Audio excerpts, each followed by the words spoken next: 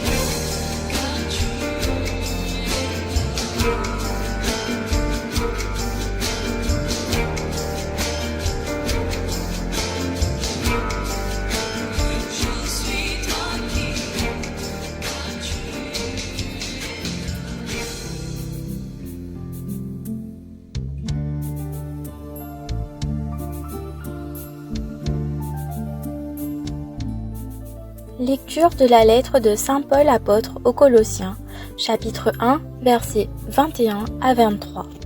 Dieu vous a réconciliés avec lui.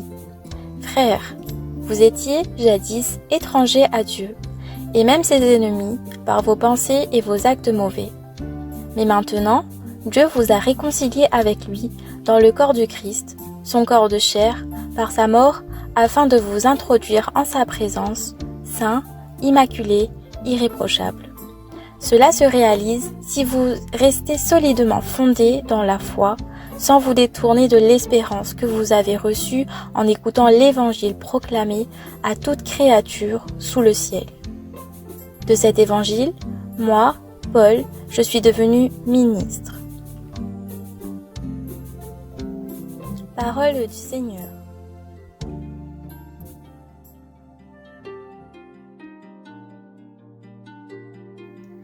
À travers cette lecture, nous pouvons voir qu'il s'agit là de réconciliation des croyants avec Dieu, qui leur accorde le pardon de leurs péchés et les purifie de toutes leurs souillures pour les introduire dans la nouvelle création.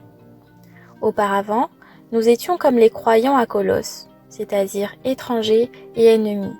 Souillés et coupables, nous avions toutefois la faculté morale qui distinguait l'homme de la bête et qui nous aurait permis d'être en relation avec Dieu. Mais le péché nous avait éloignés de Dieu et nous opposait à lui. Toutes nos capacités naturelles qui étaient au service du mal étaient pour produire des œuvres mauvaises comme poussées par Satan. Mais maintenant, nous sommes réconciliés avec Dieu par la mort de son Fils.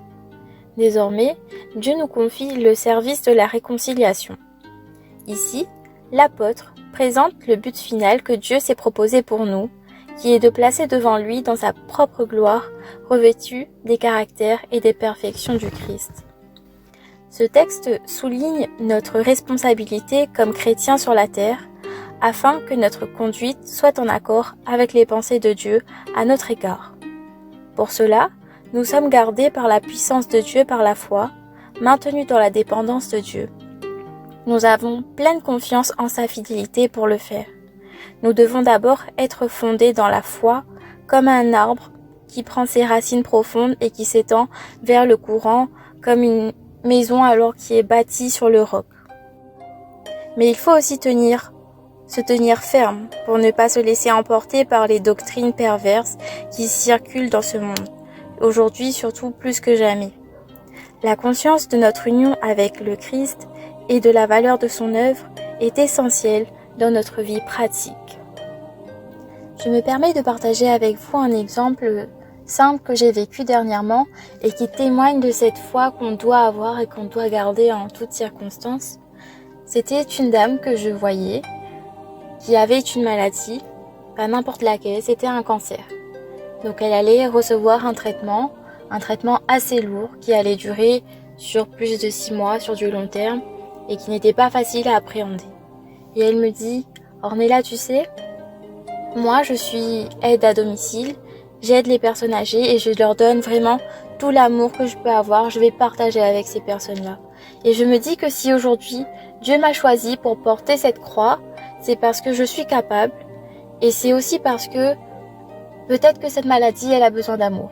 Donc moi, comme je donne beaucoup d'amour, je vais donner aussi beaucoup d'amour à cette maladie et elle va s'en aller parce que je vais lui donner tout cet amour que je peux avoir et tout cet amour que je partage avec tout le monde.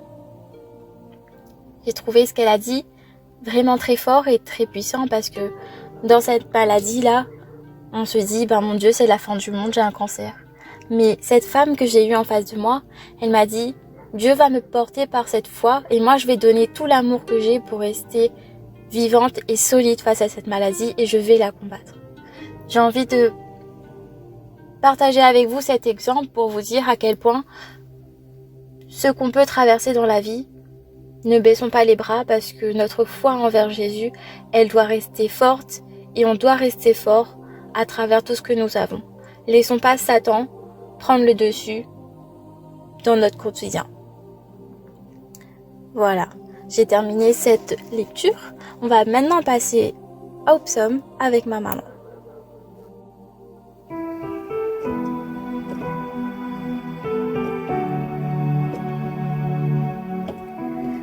Voici que Dieu vient à mon aide. Par ton nom, Dieu, sauve-moi. Par ta puissance, rends-moi justice. Dieu, entends ma prière. Écoute les paroles de ma bouche. Voici que Dieu vient à mon aide. Voici que Dieu vient à mon aide. Le Seigneur est mon appui entre tous. De grand cœur, je t'offrirai le sacrifice. Je rendrai grâce à ton nom, car il est bon. Voici que Dieu vient à mon aide. Merci à tous et à toutes de nous avoir écoutés en ce samedi matin et surtout d'avoir prié avec nous. Je vais vous quitter en écoutant le chant de Libéré de Magie Blanchard, en vous souhaitant un très bon week-end et une bonne journée. À bientôt!